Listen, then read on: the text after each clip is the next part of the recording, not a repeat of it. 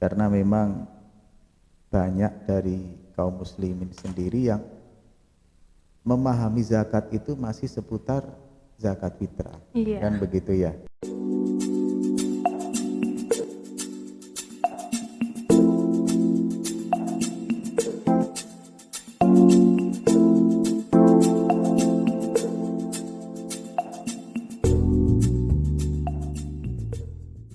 Bismillahirrahmanirrahim. Assalamualaikum warahmatullahi wabarakatuh.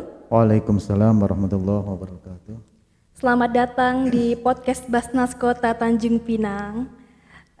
Hari ini saya ditemani oleh salah satu pimpinan Basnas. Apa kabar Bapak? Alhamdulillah baik, Mbak Anggi. Alhamdulillah. Nah, Pak boleh dikenalin diri terlebih dahulu Pak, namanya biar lebih kenal gitu dengan sahabat-sahabat Basnas gitu. Baik. Assalamualaikum warahmatullahi wabarakatuh. Untuk sahabat Basnas dimanapun berada, mohon izin perkenalkan, saya adalah Ahmad Fauzi Armandaris.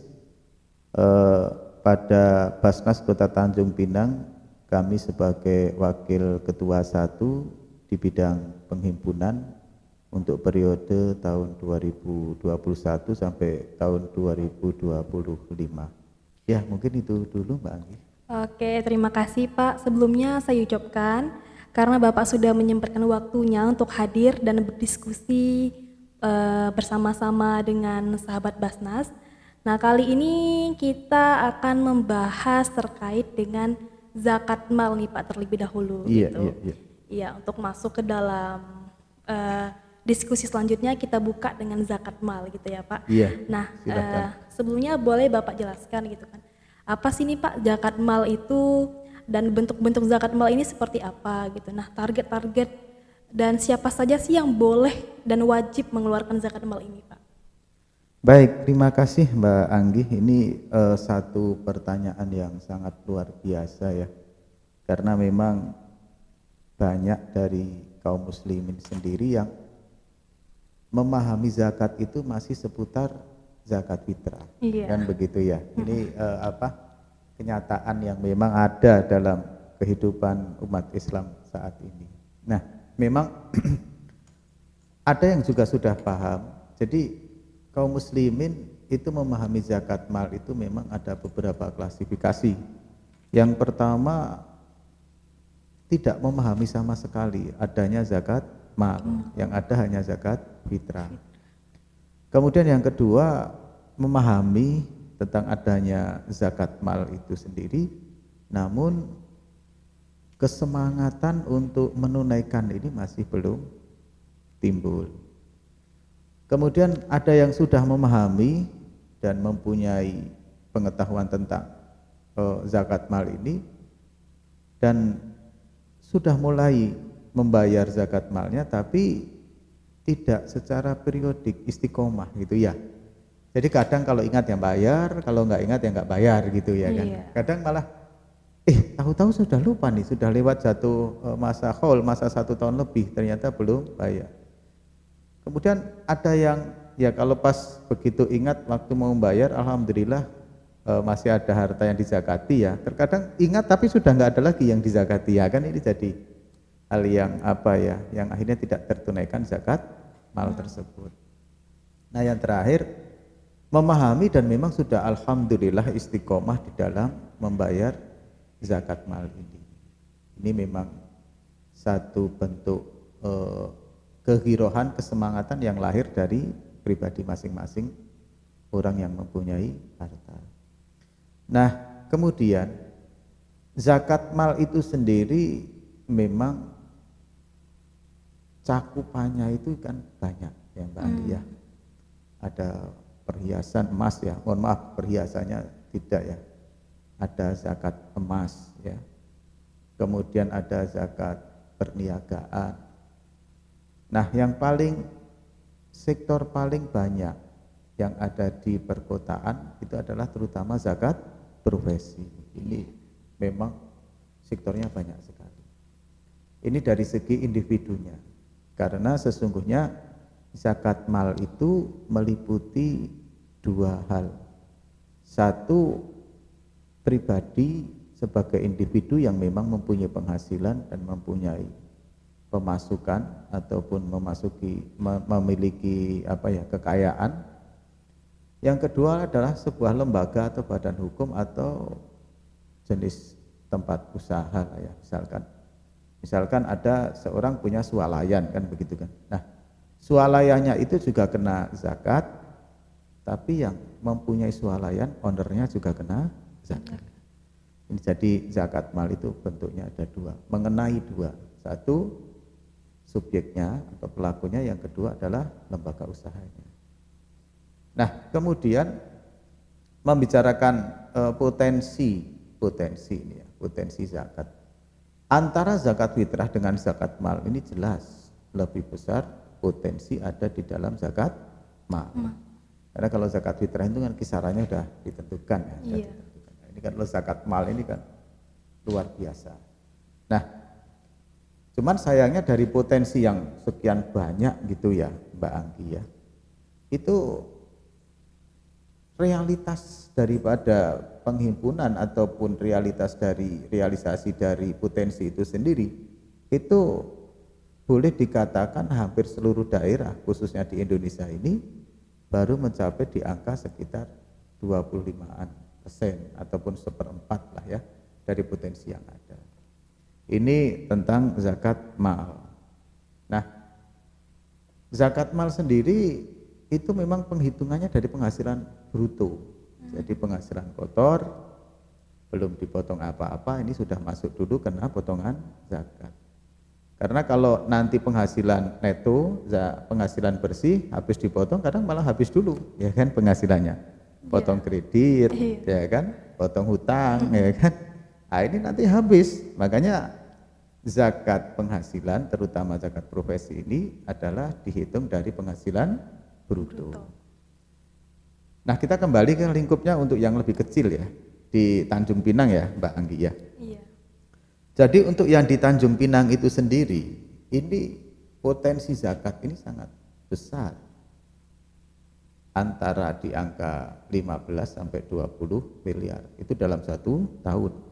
15 sampai 20 miliar. Berarti kan gede sekali. Nah, cuman realisasinya ini juga belum gede gitu kan.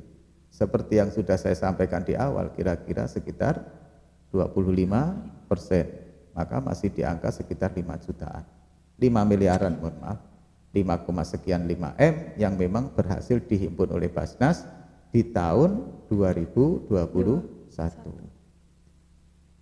Nah, potensi ini masih besar.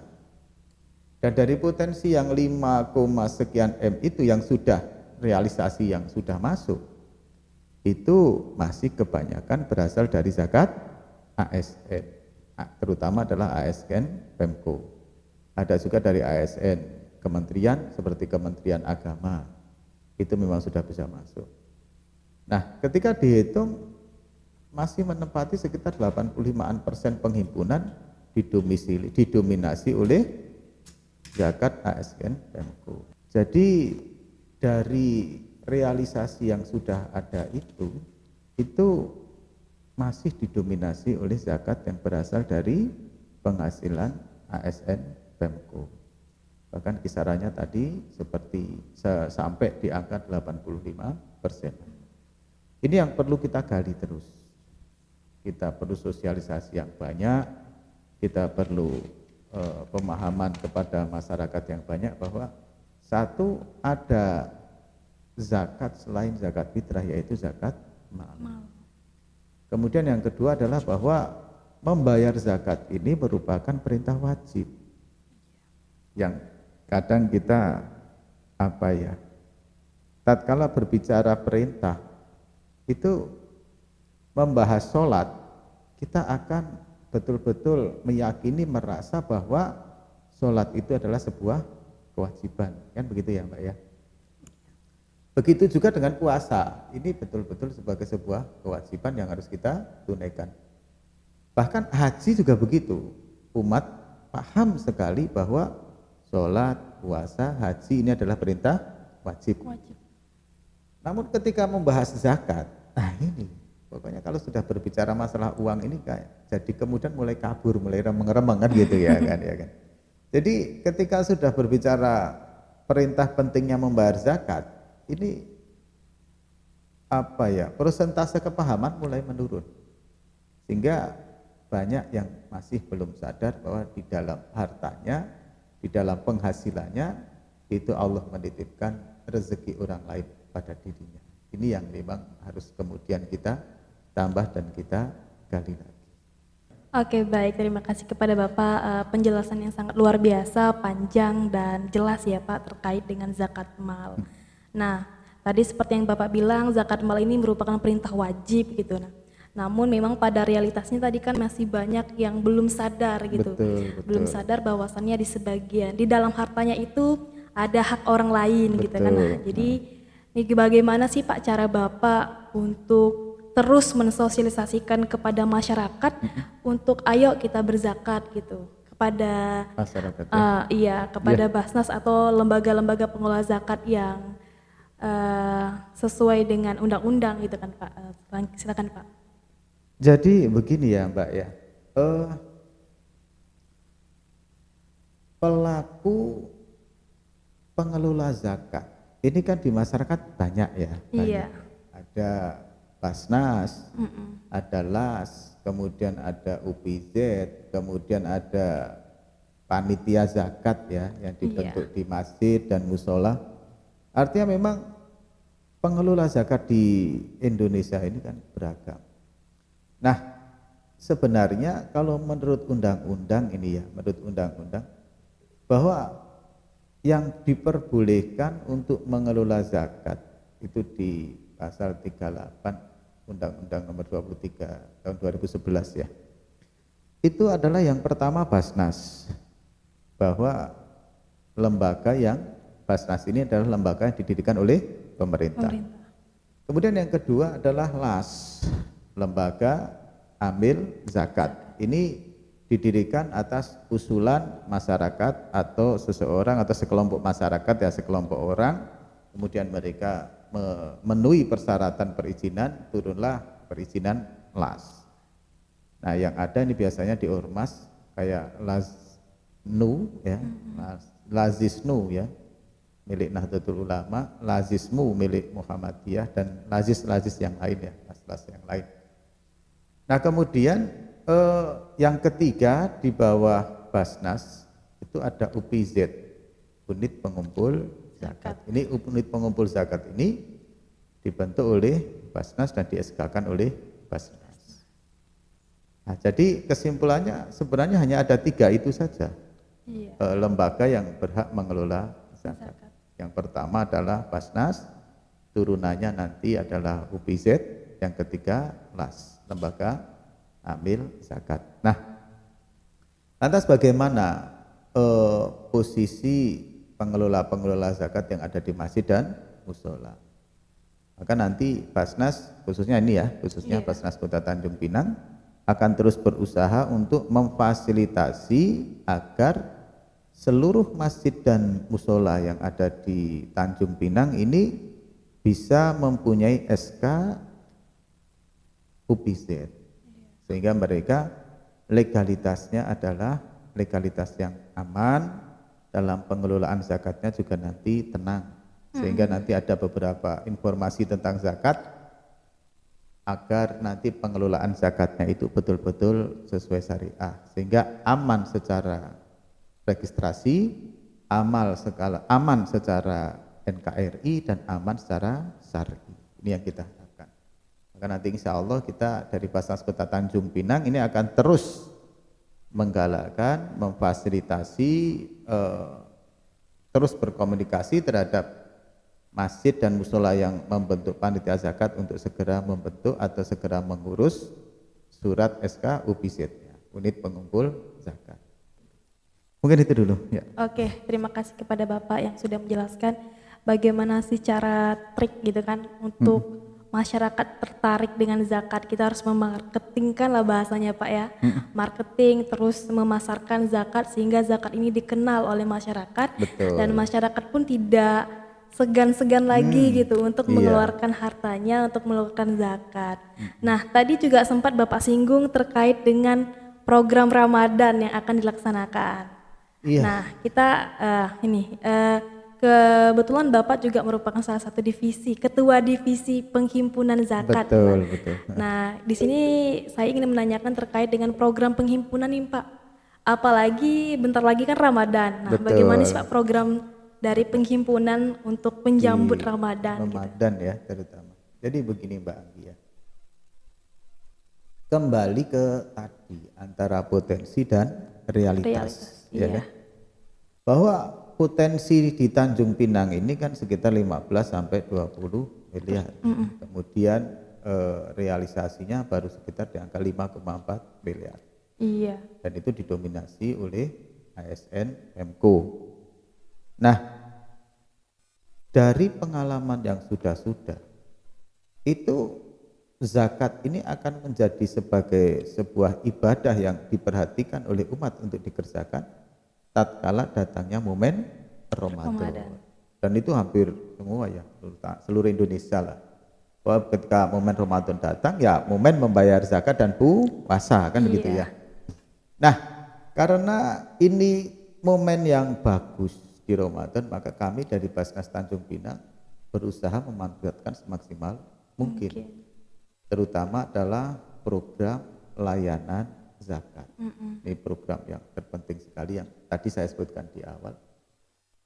Program layanan zakat ini adalah program bagaimana muzaki mudah untuk membayar zakat. Apakah tempatnya, apakah prosesnya, apakah cara penghitungannya, ini yang jelas dan yang terpenting adalah bagaimana kami sebanyak mungkin untuk memberikan layanan yang baik dan mudah kepada para muzaki. Yang pertama nanti kami akan membuat beberapa konten ya, konten atau tempat pembayaran yang mungkin bisa dikatakan sebagai apa ya, ini apa, lapak lah ya kalau bahasa kitanya ini. Di beberapa tempat, nanti di pasar kita buat, di beberapa swalayan kita buat, kemudian di tempat-tempat keramaian ya, beberapa tempat yang kita pandang memang justru ramai, kita berikan konten tentang pelayanan zakat, sehingga orang kalau mau membayar zakat nggak usah ke mana-mana. Artinya ketika jenengan ke pasar, kemudian jenengan ke swalayan, di situ bisa menjumpai counter kami. Untuk bayar zakat yang pertama. Yang kedua, kami juga membuka layanan pembayaran zakat online, gitu loh ya. Jadi one click pembayaran zakat, kan gitu. Nah, nanti bisa diakses ya, akunnya itu bisa diakses, kemudian bisa didownload dan tanpa mendownload bisa langsung diisi dan tinggal nanti pembayarannya di situ. Nah, pembayarannya biasanya lewat transfer. Bisa dengan SMS mobile ya, kemudian mobile banking ya, mobile banking atau dengan ATM bisa semuanya. Pakai QRIS juga bisa Pak ya? Nah, kita alhamdulillah ini juga sudah mempunyai layanan lewat perbankan yang mudah ya, ini nanti bisa disampaikan ke umat. Kita mempunyai QRIS baik zakat maupun infak. Ini yang layanan melalui online. Tapi kami masih juga membuka layanan yang baru lagi, yang bagus lagi. Layanan jemput zakat. Nah ini. Jadi zakat from home. Nah kan gitu kan. Zakat dari rumah. Anda para muzaki, Bapak Ibu semua, abang semua, terutama kaum milenial ini yang sekarang mulai beranjak memasuki dunia usaha. Tatkala mau membayar zakat nggak usah bingung-bingung. Bisa tinggal telepon, kami akan menjemputnya. Gitu. Ini layanan jemput zakat. Nah ini Ramadan ini memang kita maksimalkan. Nah kemudian jangan lupa bahwa pusatnya layanan zakat secara retail ya, secara pembayaran langsung ini tetap ada di kantor pusat Basnas Kota Tanjung Pinang, yaitu di Jalan Basuki Rahmat ya Mbak ya. Ini kok di Basuki Rahmat, di Jalan Putri, mohon maaf. Ini Basuki Rahmat ini kantor Basnas lama ya kan ini. Jadi di Jalan Engku Putri, deretannya Dr. Santoso, itu nanti ada orang jual S7 ya, 7 bomba ya kan. Itu itu kemudian sampingnya. Nah di situ kantor pusat Basnas Kota Tanjung Pinang. Datang jangan akan dilayani. Insya Allah ada fasilitas yang lengkap termasuk doa dan kwitansi lengkap secara kelembagaan. Kita akan ada register dan lain sebagainya. Ini adalah program yang bisa langsung retail ke kantor. Nah, bagaimana nanti menghubunginya? Kami ada nomor WA yang bisa dihubungi nanti ya. 0812 75 89 995 45. Ini nomor boleh dicatat nomornya. Nanti dicatat ya. Jadi memang kita untuk melayani tentang penghimpunan sangat kita buat yang sebaik mungkin dan senyaman mungkin, semudah mungkin. Karena nanti target kita itu di tahun ini Basnas mampu menghimpun sekitar 7,2 miliar. Ya, 7,2 miliar. Semoga target itu Allah ijabah, Amin. Allah mudahkan dan Allah berikan. Dan yang tidak kalah pentingnya untuk kita perhatikan adalah bahwa di samping zakat itu adalah perintah wajib yang memang harus ditunaikan, Allah Subhanahu wa taala menjanjikan ganti yang luar biasa tatkala zakat ini ditunaikan. Dan Allah Subhanahu wa taala mengancam bagaimana orang-orang yang ingkar atau tidak mau membayar zakat. Yang perlu diingat adalah bahwa zakat itu, harta itu adalah titipan Allah Subhanahu wa taala yang tatkala kita tidak menunaikan sebagaimana amanah yang Allah perintahkan, maka kapanpun Allah bisa mengambil dengan kemurkaannya. Na'udzubillah min.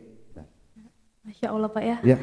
Oke, terkait dengan program tadi juga sudah Bapak sampaikan dengan jelas, dan nomor HP juga sudah Bapak sebutkan gitu kan, dan bisa nanti sahabat Basnas mencatat gitu jika ada pertanyaan atau ada yang ingin disampaikan atau ada yang ingin didiskusikan, boleh langsung dihubungi Pak ya. Nah, tidak terasa karena waktu sudah lama berlalu.